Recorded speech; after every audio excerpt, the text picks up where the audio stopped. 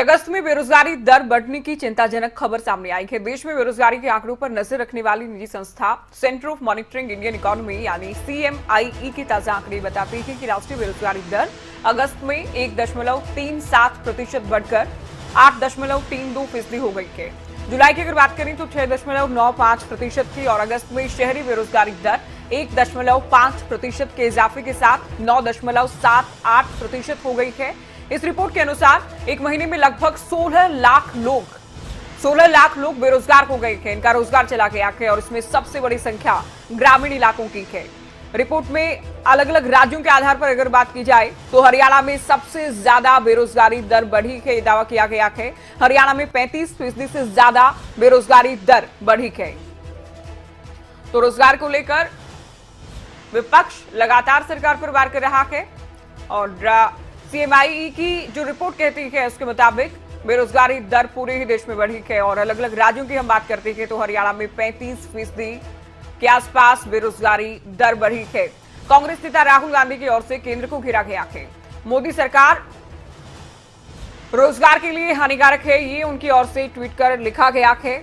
तो अब जाकिर के विपक्ष को मौका मिला है और रोजगार को लेकर तो लगातार सरकार को इससे पहले भी विपक्ष घेरता रहा। अब कांग्रेस नेता राहुल गांधी की ओर से इसी रिपोर्ट के आधार पर सरकार पर वार किया गया है, ट्वीट उनकी ओर से किया गया है। तो आपकी टीवी स्क्रीन पर हम वो आंकड़े दिखा रखे हैं जो कि इस रिपोर्ट में बताए गए हैं और राहुल गांधी की ओर से मोदी सरकार पर और पीएम मोदी पर वार किया गया है, ट्वीट किया गया है राहुल की ओर से। मोदी सरकार रोजगार के लिए हानिकारक है, ये कहना है राहुल का।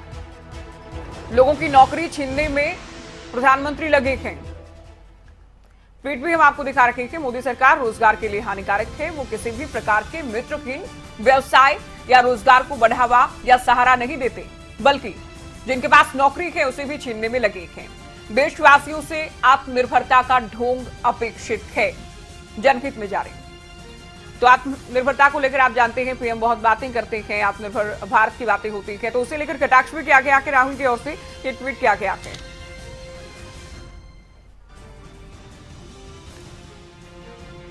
हमारे संवाददाता जितेंद्र चौधरी हमारे साथ चंडीगढ़ से लाइव जुड़ गए हैं। जितेंद्र, रोजगार को लेकर या फिर कह लें कि बेरोजगारी को लेकर विपक्ष लगातार सरकार को घेर ही रहा था, लेकिन CMIE की जो रिपोर्ट आई है उसके बाद कांग्रेस की ओर से दावा किया जा रहा है कि मोदी सरकार रोजगार के लिए हानिकारक है। राहुल की ओर से भी ट्वीट किया गया है, लेकिन बीजेपी इस रिपोर्ट को ऑथेंटिक नहीं मानती है कि ये कांग्रेस समर्थित या फिर कांग्रेस की ही अपनी संस्था है। जी बिल्कुल ज्योति, ये वही संस्था है जिसको लेकर के अगर हम बात करें मुख्यमंत्री मनोहर लाल भी कई बार बयान दे चुके हैं और उनकी तरफ से भी ये बात कही गई है कि CMIE जो संस्था है इसको चलाने वाले लोग जो हैं वो कांग्रेसी हैं और उनकी तरफ से कहीं ना कहीं एजेंडे के तौर पर इस बात को दर्शाया जा रहा है। लेकिन जिस प्रकार से ये आंकड़े सामने आए हैं और जो तमाम चीज़ें CMI की इस रिपोर्ट में देखने के लिए मिले हैं, वाकई अगर इस तरीके का से जो बेरोजगारी दर है वो अगर बढ़ रही है, क्योंकि 35.7 के बाद अगर दूसरे स्थान पर बात करें तो राजस्थान है जहां पर कांग्रेस की जो सरकार है वो देखने के लिए मिलती है। और इसके बाद पंजाब का जो आंकड़ा है वो 6 पर है, यानी 35 के बाद जो है वो 26 का आंकड़ा है जो कि राजस्थान का है और उसके बाद सीधा आंकड़ा जो है वो 16 पर आ जाता है। यानी अगर इस आंकड़े के मुताबिक भी अगर देखा जाए तो हरियाणा को जो दर्जा जो है बेरोजगारी में नंबर 1 का जो दिया गया है CMIE की रिपोर्ट में, वो दर्शाता है कि बेरोजगारी की दर जो है वो कितनी अधिक है और किस तरीके से जो लगातार जो लोग हैं वो बेरोजगार भी हो रहे हैं और रोजगार मिलने में दिक्कत भी आ रही है। इसको लेकर के एक बात यहाँ पर कुछ लोग जो है इस प्रकार से भी जोड़ते नजर आते हैं कि लगातार जो पेपर लीक हुए, लगातार जो लाखों की संख्या में करीब 8.5 लाख लोग भी हमने देखा जो परीक्षा के अंदर बैठे थे। इससे पहले हमने देखा ग्राम सचिव की परीक्षा की बात करें या कांस्टेबल की परीक्षा की बात करें, उसमें भी लाखों लोग बैठे थे। 28 बार पेपर लीक की बात जो है वो सामने आती है, जिसको लेकर के भी लोगों का ये कहना है कि सरकार जो है इस प्रकार से अगर पेपर लीक कराती रहेगी तो ऐसी स्थिति में रोजगार मिलना मुश्किल है। हालांकि जेपी दलाल से जब हमने कुछ देर पहले बात की थी, उनका यह भी कहना था कि व्हाइट कॉलर जॉब या फिर सरकारी नौकरी जो है वो सभी लोगों को दे पाना सरकार के लिए शायद इतना मुमकिन ना हो, लेकिन रोजगार के अवसर के लोग जो है स्वतः ही रोजगार कर सके,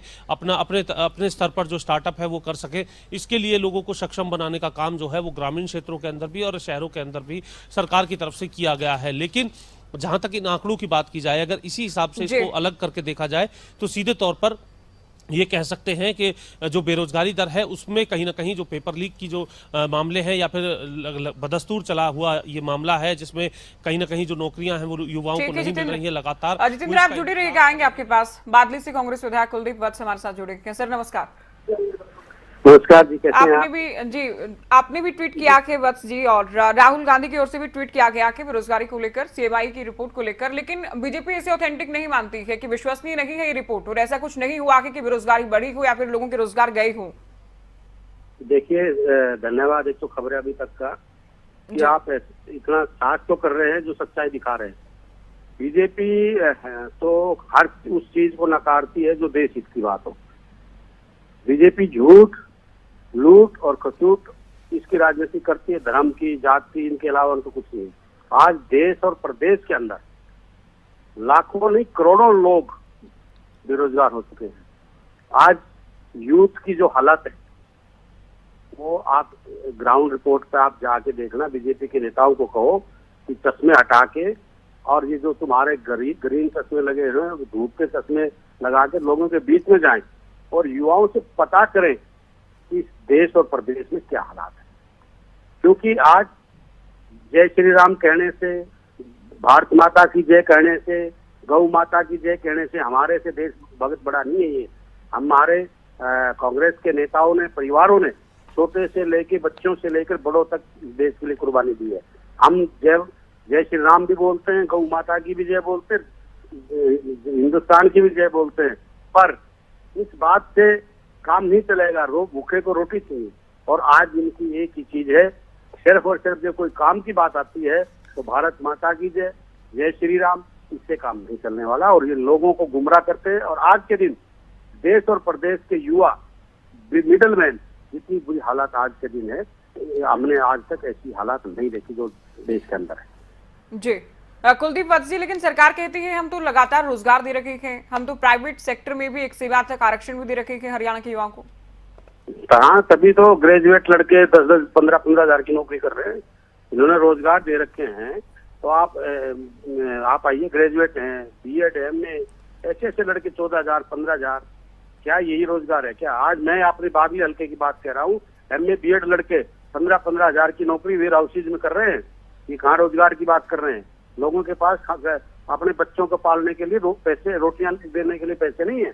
आज गैस सिलेंडर का क्या रेट है, पेट्रोल का क्या रेट है, डीजल का क्या रेट है, तेल का क्या रेट है, दालों का क्या रेट है, सब्जियों का क्या रेट है, ये देश के सामने बताए तो सही।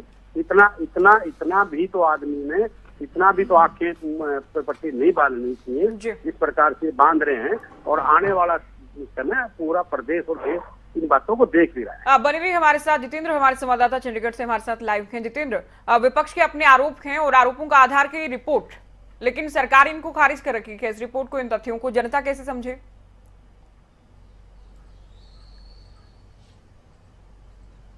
जी बिल्कुल, सरकार इसको सिरे से निराधार कर देती है। लेकिन जिस तरीके से कुलदीप वत्स ने बताया कि लोग जो हैं वो धरातल पर सच्चाई को जानते हैं, और हम एक सवाल यहाँ पर पूछना चाहते हैं कुलदीप वत्स से कि आखिर किस तरीके से वो इस रिपोर्ट को देखते हैं जिसे सरकार निराधार बता देती है।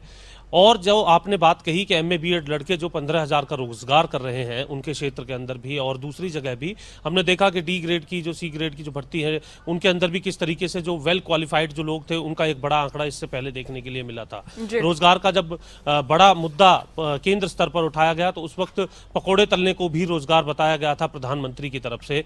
क्या लगता है आज की स्थिति में इस रिपोर्ट पर भरोसा करा जाए, या फिर जो सरकार कह रही है कि व्हाइट कॉलर जॉब हम सबको नहीं दे सकते, सबको सरकारी जॉब मिलना मुमकिन नहीं है?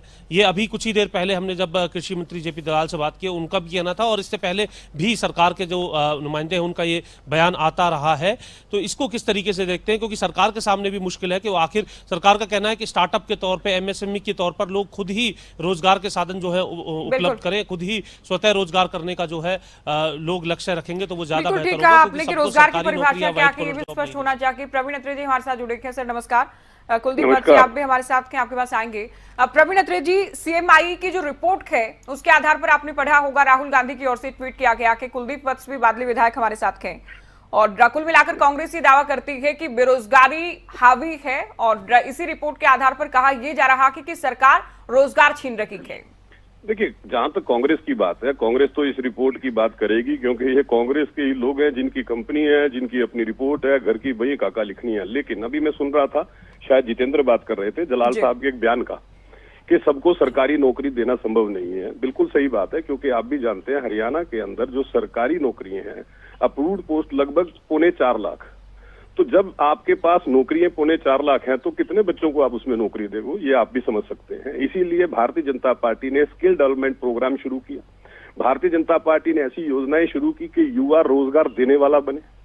लेकिन जहां तक आपने सीएमआई का जिक्र किया, आपने अगर उस रिपोर्ट को पढ़ा हो, जी। वो रिपोर्ट क्या कहती है कि हरियाणा के युवाओं ने ग्रुप डी के अंदर अप्लाई किया, उन्होंने संख्या लिखी लगभग 8 लाख। फिर वो लिखते हैं कि पोर्टल पे जिन युवाओं ने अप्लाई किया उनकी संख्या लिखती है 6 लाख, और दूसरे युवाओं की संख्या उन्होंने लिख दी है 3 लाख। मतलब टोटल कर दिया 8 से 14 और 3 17। जी। अब समझिए रिपोर्ट की मानसिकता। जो बच्चा डी ग्रुप के लिए अप्लाई कर रहा है, क्या ये जरूरी है कि वो बेरोजगार है? हो सकता है वो कोई प्राइवेट काम कर रहा हो लेकिन सरकारी नौकरी चाहता हो। नंबर 2, जो बी ग्रुप के लिए अप्लाई कर रहा है, क्या वो पोर्टल पे अपलोड नहीं कर सकता? हो सकता है वही बच्चे पोर्टल पे अपलोड कर रहे हैं। तो मानसिकता समझने की जरूरत है। एक झूठ का प्रोपेगेंडा बनाया जा रहा है। जब इकोनॉमिक सर्वे रिपोर्ट, जिसको हाथ में पकड़ के स्वयं भूपेंद्र सिंह हुड्डा प्रेस कॉन्फ्रेंस करके ये कहते हैं कि इकोनॉमिक सर्वे रिपोर्ट के अंदर संख्या 8 लाख है। मुख्यमंत्री जी ने विधानसभा के अंदर बताया कि 6% बेरोजगारी है, और अगर 8 लाख की फिगर को आप प्रतिशत में निकालेंगे वो 6% ही बनेगी। तो कांग्रेस पहले ये समझे कि वो कहना क्या चाह रहे हैं। आंकड़ों को बोलते भी हैं लेकिन मानते नहीं।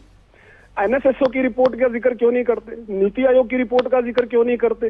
सीएमआई की रिपोर्ट का ही जिक्र क्यों किया जाता है, जो एक प्राइवेट संस्था है? जी, कुलदीप वत्स जी। देखिए, हमारे बड़े सम्मानित साथी हैं अतुल जी।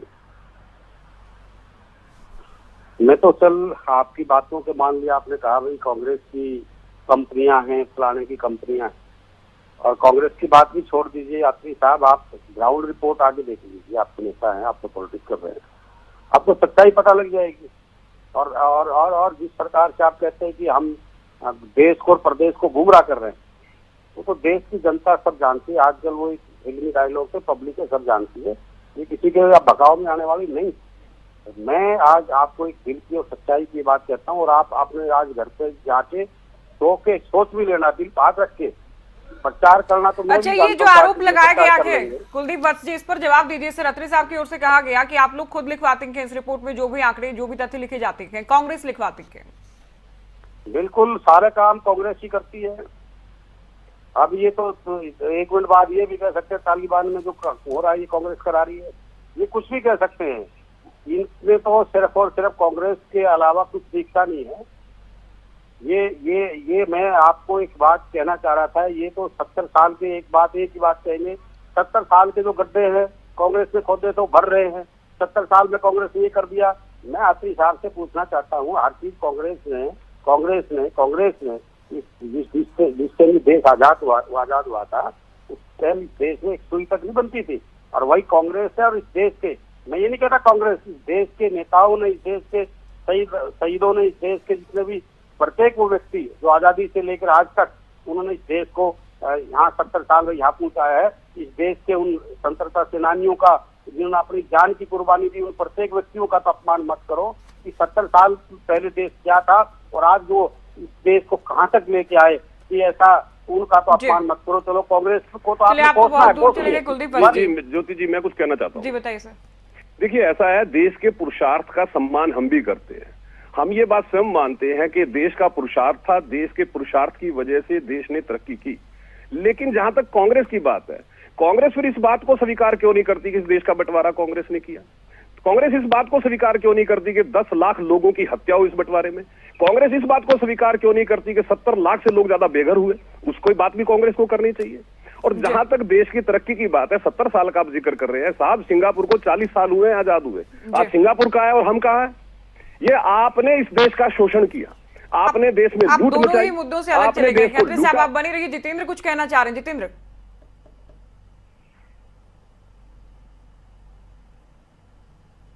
शोषण तो आप लोग कर रहे हैं इस देश का। और आपने कहा कि ये आंकड़े कांग्रेस की जो संस्था है उसकी तरफ से आंकड़े दर्शाए गए हैं, लेकिन अत्रे साहब क्या इसको लेकर के श्वेत पत्र जारी करेगी सरकार कि अभी तक HSSC की कितनी भर्तियां पेंडिंग है, अभी तक पुलिस महकमे के अंदर कितनी भर्तियां जो है वो पेंडिंग है, कितने युवाओं को जो है अभी नौकरी रोजगार दिया जा सकता है, अभी स्वास्थ्य विभाग के अंदर कितने डॉक्टर्स की कमी है, नर्सिस की कमी है, वहां पर किस तरीके से जरूरत है, क्योंकि हम देखते हैं कई बार इसका जिक्र जो है वो देखने के लिए मिलता है कि डॉक्टर्स की जो है पहले ही हमारे पास कमी, अपने विभागों के अंदर, अलग अलग विभागों के अंदर कितनी जो है नौकरी की जरूरत है और कितना अभी फिलहाल का कोटा है, उसको भी अगर देखें तो बिल्कुल जितेंद्र, आपने बेहद अहम सवाल ही पूछा कि प्रवीण अत्री साहब बहुत छोटा जवाब दीजिएगा, क्या ऐसा कोई डिटेल में आप लोग बता सकते हैं कि श्वेत पत्र जारी कर सकते हैं? पीसी कर रहे थे, वो इकोनॉमिक सर्वे रिपोर्ट क्या है? आप कह रहे हैं कि सरकार श्वेत पत्र जारी करे। मैं आपसे ये पूछना चाहता हूं कि वो इकोनॉमिक सर्वे रिपोर्ट क्या है जिसको हाथ में लेके हुड्डा साहब प्रेस कॉन्फ्रेंस कर रहे थे? उसमें डिटेल दिया हुआ है ना, आप उसको क्यों नहीं पढ़ लेते? आप एनएसएसओ की रिपोर्ट क्यों नहीं पढ़ लेते? और जहां तक बार बार कह रहे हैं, देखिए सीएमआई के एमडी महेश व्यास, पूछिए कुलदीप जी से, क्या वो कांग्रेस की इलेक्शन मैनिफेस्टो कमेटी के सदस्य थे या नहीं थे? क्या महेश व्यास पी चिदम्बरम के सहयोगी थे या नहीं थे? क्या महेश व्यास के ऊपर एनएससी के अंदर डाटा चोरी का मामला था या नहीं था? सर जिस रिपोर्ट की आप बात कर रहे हैं उसको निर्धारित करिए ना, आप जिस रिपोर्ट की आप बात कर रहे हैं उनका कब तक रोजगार देंगे आप, कब तक वो पेपर लीक होते रहेंगे, कब तक उसका डिले देखने के लिए मिलेगा? उनको आप कम से कम जिनको दे सकते हैं रोजगार, उनको तो एक निश्चित समय में रोजगार बाकायदा मुख्यमंत्री जी विपक्ष और सरकार के बीच विधानसभा जनता को स्पष्ट हो जाए कि सच क्या। के बहुत शुक्रिया जितेंद्र, जानकारी आप दे रहे थे। प्रवीण अत्री साहब और कुलदीप भट्ट साहब का भी बहुत शुक्रिया, आप हमारे साथ जुड़े और बातचीत की।